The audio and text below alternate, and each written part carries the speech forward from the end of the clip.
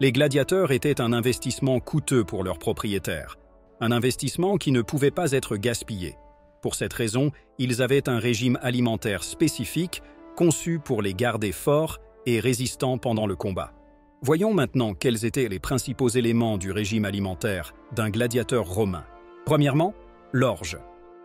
Une grande partie de ce dont nous allons parler ici est basée sur les écrits de Claude Galien, qui était l'un des médecins les plus influents de l'Empire romain et qui était même responsable de s'occuper des gladiateurs dans la ville de Pergame, vers le IIe siècle après Jésus-Christ.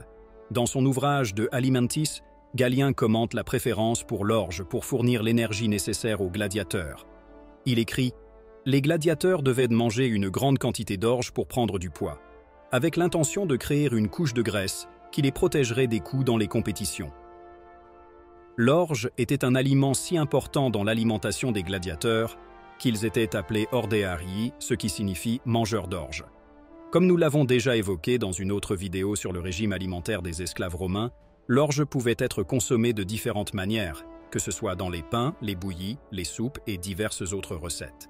Au fait, si vous ne l'avez pas encore regardé, je vais laisser cette vidéo sur le régime des esclaves ici sur la carte pour que vous puissiez la regarder plus tard. De plus, la consommation d'orge chez les gladiateurs est documentée par Pline l'Ancien, qui fut l'un des principaux auteurs du 1er siècle après Jésus-Christ.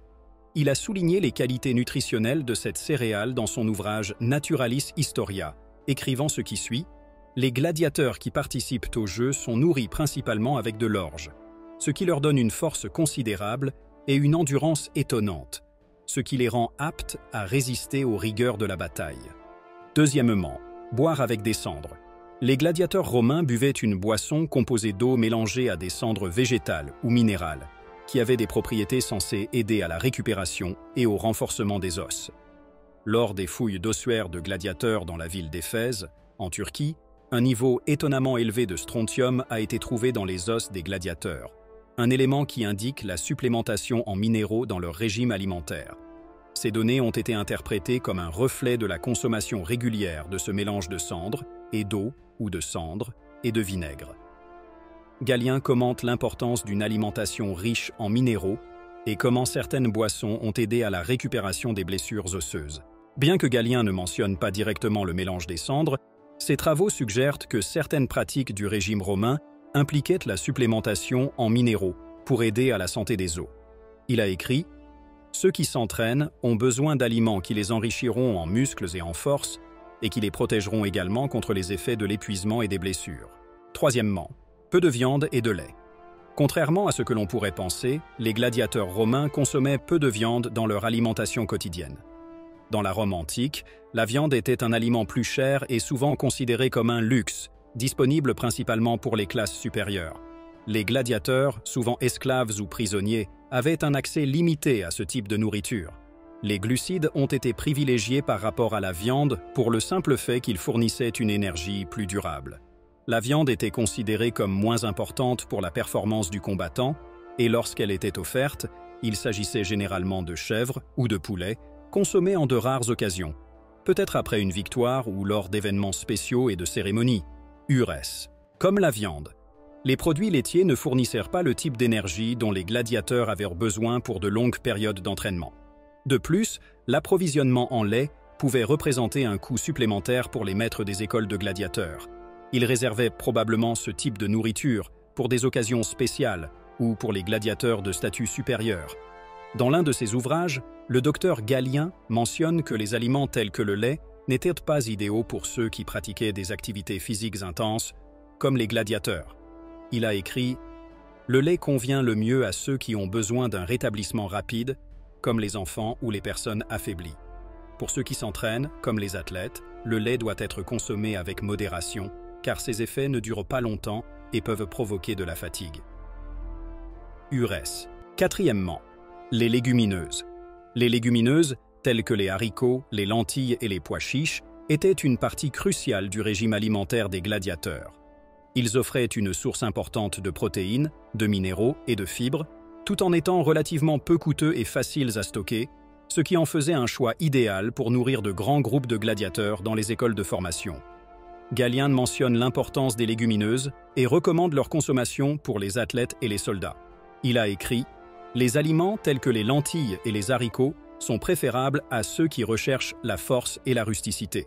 Ces aliments fournissent de l'énergie sans surcharger le système digestif, ce qui permet au corps de mieux résister à l'exercice et à un effort physique prolongé. Urèse. Cinquièmement, les fruits secs. Les fruits secs, tels que les figues et les dattes, étaient largement consommés dans l'Empire romain et jouaient également un rôle important dans l'alimentation des gladiateurs, principalement parce qu'ils constituaient une source d'énergie rapide et efficace. De plus, les fruits secs avaient l'avantage de pouvoir être conservés pendant de longues périodes sans se gâter, contrairement aux fruits frais. Cela facilitait leur transport et leur stockage dans les écoles de gladiateurs. Les gladiateurs pouvaient les emporter avec eux à l'entraînement, et même pendant le combat. À ce sujet, Galien a écrit « Les figues séchées sont particulièrement adaptées à ceux qui font de l'exercice physique. Sa douceur naturelle fournit une énergie immédiate, tandis que ses fibres facilitent la digestion, permettant au corps de récupérer plus rapidement des efforts. » Sixièmement, le chou et les légumes feuilles. De tous les légumes, le chou était l'un des plus prisés et consommés par les gladiateurs, à la fois pour ses propriétés nutritionnelles et son utilisation médicinale. On croyait également que le chou, lorsqu'il était appliqué sur les plaies et les contusions, aidait à la récupération de l'inflammation et accélérait la guérison. Pline l'Ancien parle des propriétés médicinales et nutritives du chou. Il a écrit « Le chou est une plante qui non seulement nourrit mais guérit aussi. C'est un remède pour de nombreux maux et est connu pour sa capacité à restaurer la vigueur après des batailles et des efforts physiques intenses. Après le combat, les gladiateurs consommaient également une grande quantité de légumes à feuilles vertes pour aider à reconstituer les nutriments perdus et accélérer le processus de guérison.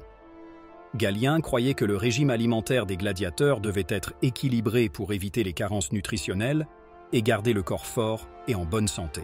Pour cette raison, il a recommandé non seulement des céréales et des légumineuses, mais aussi des légumes et des fruits, préconisant une approche modérée de l'alimentation. Il croyait que l'excès de tout type d'aliments, même ceux considérés comme sains, pouvait être nocif. Il a écrit « Un régime alimentaire doit être équilibré et contrôlé en quantité. Trop de nourriture, même de bonne qualité, peut entraîner des troubles et des maladies. » Septièmement, utilisation d'épices et d'arômes. Bien que les repas des gladiateurs soient simples, des épices et des herbes étaient parfois utilisées pour aromatiser la nourriture. L'ail et les oignons, par exemple, étaient consommés régulièrement, non seulement pour leur goût, mais aussi pour leurs propriétés médicinales présumées, telles que l'augmentation de l'endurance et l'aide à la circulation sanguine. Galien mentionne l'utilisation de l'ail et des oignons dans les aliments, soulignant leurs bienfaits pour la santé.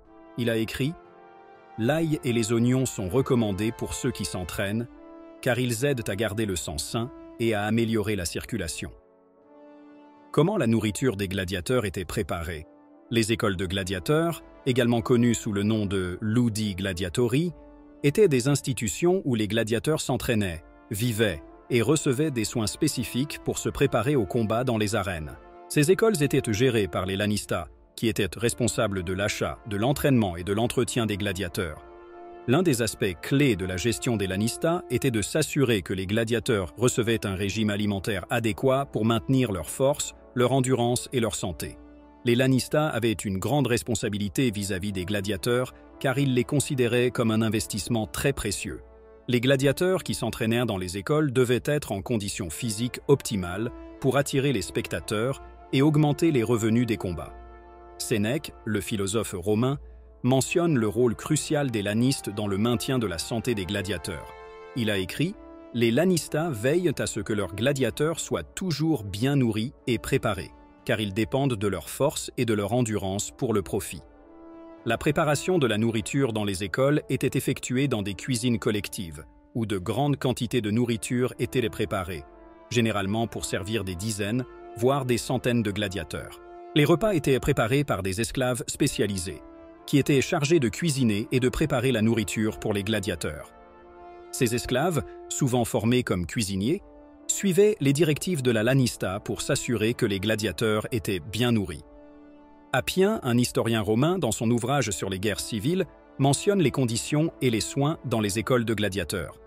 Il a écrit « Les gladiateurs sont maintenus en bonnes conditions, avec une nourriture abondante et un entraînement rigoureux, ce qui garantit qu'ils sont prêts pour les combats. » Le régime alimentaire des gladiateurs était étroitement surveillé par les Lannistas et par les médecins associés aux écoles de gladiateurs. Les médecins, comme Galien, étaient chargés de s'assurer que la nourriture était adéquate pour répondre aux besoins d'entraînement et de récupération des gladiateurs. Ils ont ajusté leur régime alimentaire aux besoins, augmentant leur consommation de certains aliments avant les grands combats ou pendant les périodes de récupération. Au sein des écoles, il y avait une structure hiérarchique claire, où les gladiateurs les plus expérimentés et les plus victorieux recevaient souvent une attention particulière, y compris des repas plus généreux ou supplémentaires. Ces gladiateurs avaient souvent accès à des aliments de meilleure qualité, comme la viande ou les produits laitiers, qui étaient plus rares dans l'alimentation des gladiateurs ordinaires. De cette façon, nous voyons que même dans le passé, le régime des gladiateurs était déjà considéré comme une stratégie pour fournir de l'énergie et de la récupération musculaire. Si vous avez aimé en savoir plus sur le régime alimentaire des gladiateurs romains, n'oubliez pas de laisser votre like sur cette vidéo et de vous abonner à notre chaîne. Rendez-vous dans la prochaine vidéo.